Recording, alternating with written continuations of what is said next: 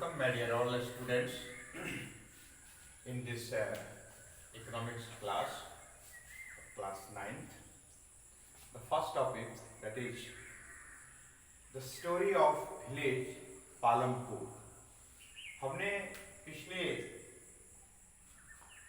Classes में यानी periods में हमने चर्चा की कि इकोनॉमिक्स क्या है, क्योंकि आप लोगों का बिल्कुल नवीन सब्जेक्ट इसी 9th से प्रारंभ होता है. और फिर उसको बेसिकली बताया था कि अर्थशास्त्र, अर्थ और शास्त्र, धन का जो शास्त्र हो, इसमें धन से संबंधित उत्पादन और क्रियाकलाप का अध्ययन होता है. क्योंकि हम जानते हैं कि आज के समय में धन के बगैर, द्रव्य के बगैर, रुपये पैसे के बगैर लोगों का जीवन असंभव हो गया है. और यही कारण है कि आज के युग को हम लोग धन का युग कहते हैं, अर्थ का युग कहते हैं. और अर्थ कहाँ से आएगा? तो अर्थ का उपार्जन होता है. अर्थ का उपार्जन विभिन्न क्रियाकलापों के द्वारा होता है. तो हमने क्रिया के बारे में बताया कि इकोनॉमिक्स में दो प्रकार की क्रियाएं होती हैं, economic activities and non economic activities. तो इसको ऑलरेडी हम डिफाइन कर चुके हैं. वे सारी क्रियाएं जिनके माध्यम से धन की प्राप्ति होती है, आर्थिक क्रियाएं कहलाती है. और वे सारी क्रियाएं जिनके माध्यम से धन की प्राप्ति नहीं होती है, सामान्य भाषा में आप इसको जाने, उसको हम नॉन इकोनॉमिक एक्टिविटीज कहते हैं. अब है क्या कि धन का उत्पादन हो तो हो कैसे? यानी कि किसी न किसी प्रकार की वस्तु और सेवाओं का क्या करना होगा? तो प्रोडक्शन करना पड़ेगा, उत्पादन करना पड़ेगा. जब किसी वस्तु का हम उत्पादन करते हैं तभी उससे आय की प्राप्ति होती है. तो फिर ये एक नया शब्द बन गया, प्रोडक्शन. अंग्रेजी में इसको हम प्रोडक्शन कहते हैं, यानी उत्पादन.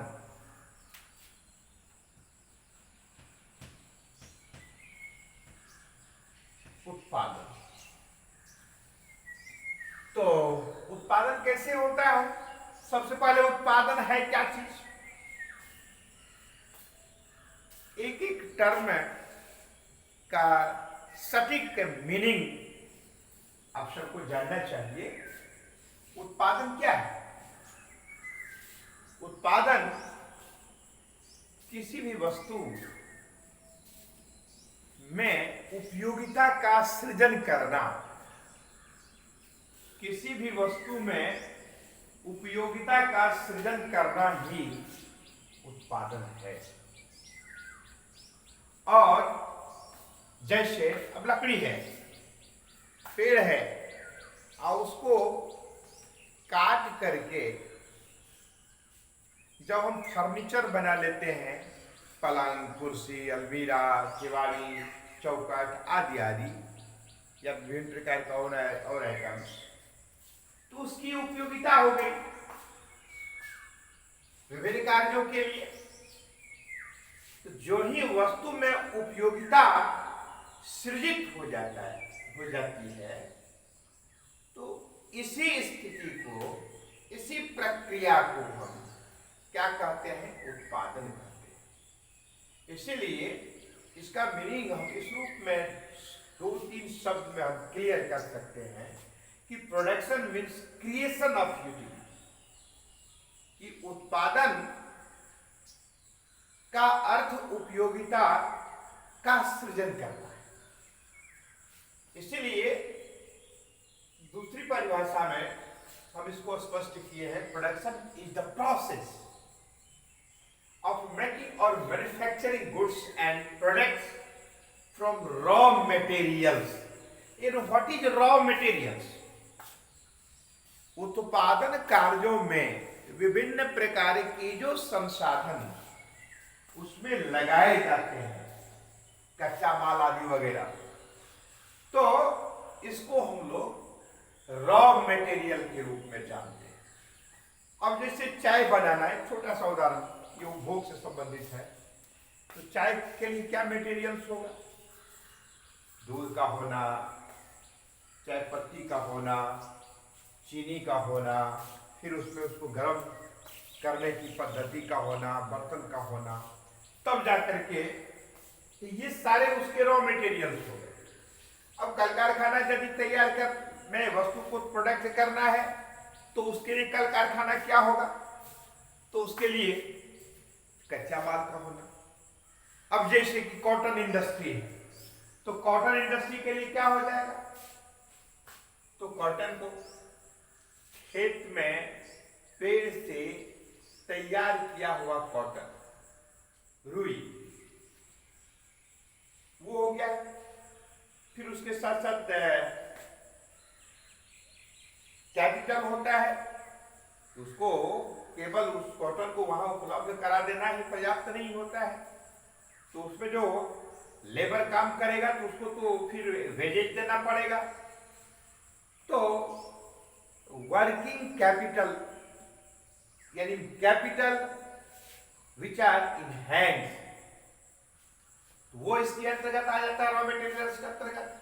तो इन विभिन्न माध्यमों से वस्तुओं को तैयार किया जाता है, जिन माध्यमों से, जिन मटेरियल्स के द्वारा, जिन तत्वों के द्वारा, उसे हम लोग सामान्य बोलचाल की भाषा में रॉ मटेरियल कहते हैं। ठीक है, तो ये क्लियर है।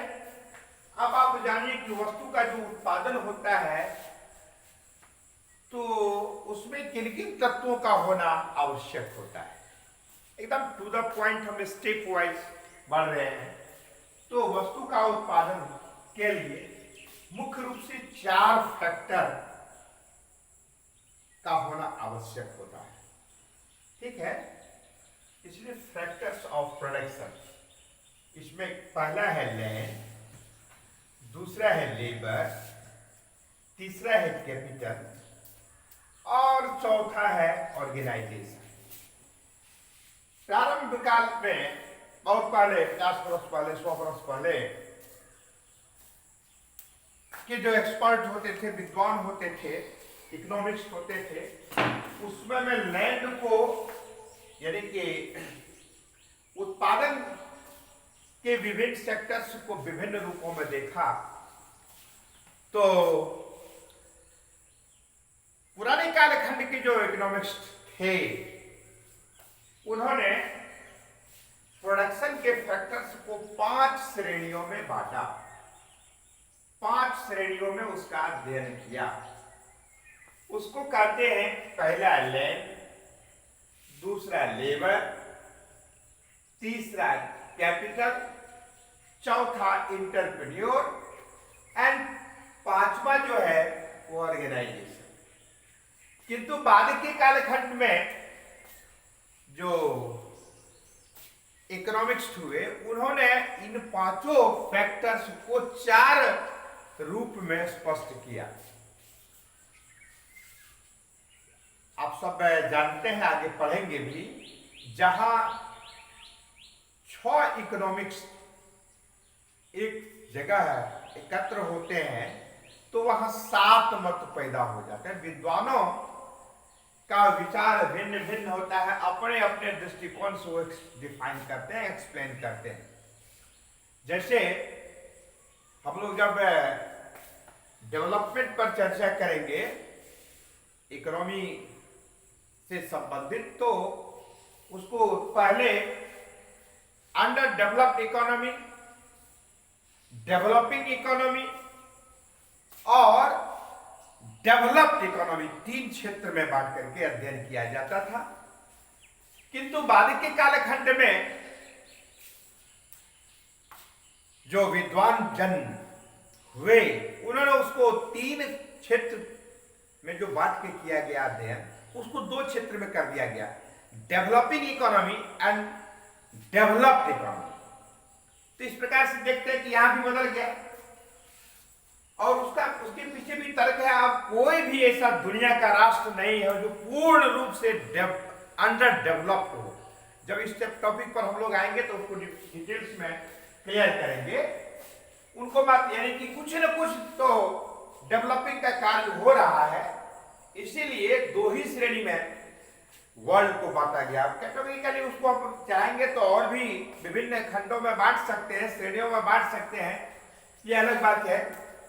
किंतु अभी जो है प्रोडक्शन के जो डिफरेंट फैक्टर्स हैं उसको हम 4 रूप में जानेंगे।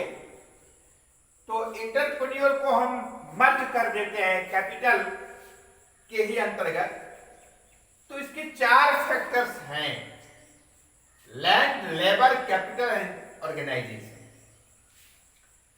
अब ये लैंड यानी जमीन, भूमि, अरे भाई किसी भी प्रकार का कार्य करेंगे, खेती बाड़ी का कार्य करें या उद्योग लगाने का कार्य करें या व्यवसाय करने का कार्य करें, मैंने तीनों सेक्टर्स को इसमें एग्जाम्पल के रूप में ले लिया। कहां करेंगे? आसमान में करेंगे, धरती पर ही न करना है, जमीन पर ही न, भूभाग पर ही न करना है।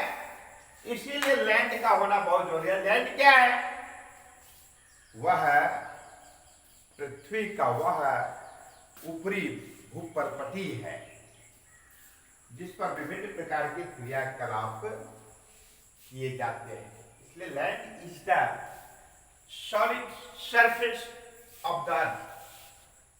बेसिकली आप जाने, वैसे डिटेल्स में जाएंगे तो लैंड के बारे में आपको ज्योग्राफी में पढ़ने का मौका मिलेगा। फिर दूसरा है लेबर। अब लेबर में भी क्या होता है? फिजिकल, मेंटल, सोशल, ये डिफरेंट प्रकार का लेबर होता है। इसके बाद उस पर भी हम अध्ययन करेंगे, उसको भी हम डिफाइन करेंगे। और तीसरा होता है कैपिटल। जब तक आपके पास पूंजी नहीं, हम पूंजी को भी डिफाइन करेंगे। पूंजी से तात्पर्य होता है आय का वह भाग, इनकम का वह भाग जिसको भविष्य में यूटिलाइज से और अधिक धन की प्राप्ति। इनकम का वह भाग जो भविष्य में और उत्पादन के लिए सुरक्षित रखा जाता है, उसको यूटिलाइज किया जाता है, उसको हम लोग कैपिटल के रूप में जानते हैं। और कैपिटल भी की भी श्रेणी है, प्रकार है, उसको भी हम लोग अध्ययन करेंगे। और चौथा जो है वो संगठन है, यानी लैंड भी है, लेबर भी है, कैपिटल भी है, उसको एक कार्य रूप नहीं देने वाला कोई है, ऑर्गेनाइज करने वाला नहीं है। तो ऐसे ही कोई भी वस्तु का उत्पादन नहीं हो सकता है। इसीलिए उत्पादन के जो फैक्टर्स हैं उसमें ऑर्गेनाइजेशन का भी होना बेहद आवश्यक होता है।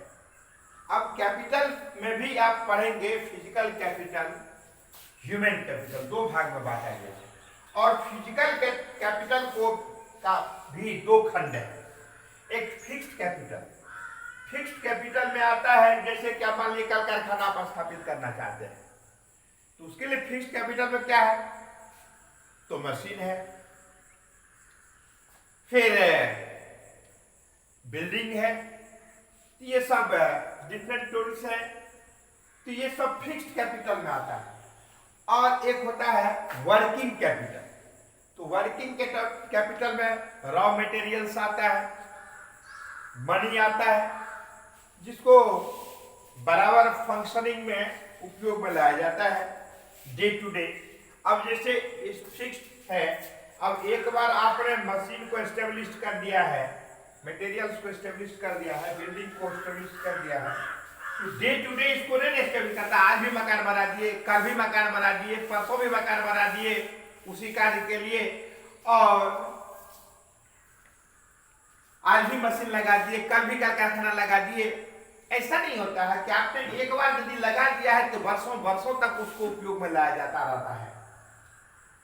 किंतु रॉ मटेरियल्स जो होता है, जो कच्चा माल के रूप में जाना जाता है, वो डे टू डे उसमें लगता है। यही कारण है कि इसको हम 2 श्रेणियों में बांटते हैं, एक वर्किंग कैपिटल के रूप में मानते हैं और एक फिक्स्ड कैपिटल के रूप में जानते हैं।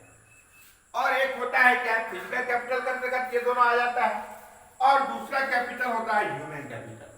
टेरिटोरियल आदि का जो सहयोग होता है, इसीलिए कैपिटल को इन श्रेणियों में हम लोग यानी ह्यूमन कैपिटल, अब व्यक्ति ही उसमें नहीं हो, इन्वॉल्व हो, जोखिम ही नहीं ले, फिर उत्पादन का कोई मतलब ही नहीं रह जाता है। इसीलिए ह्यूमन कैपिटल है और फिजिकल कैपिटल है।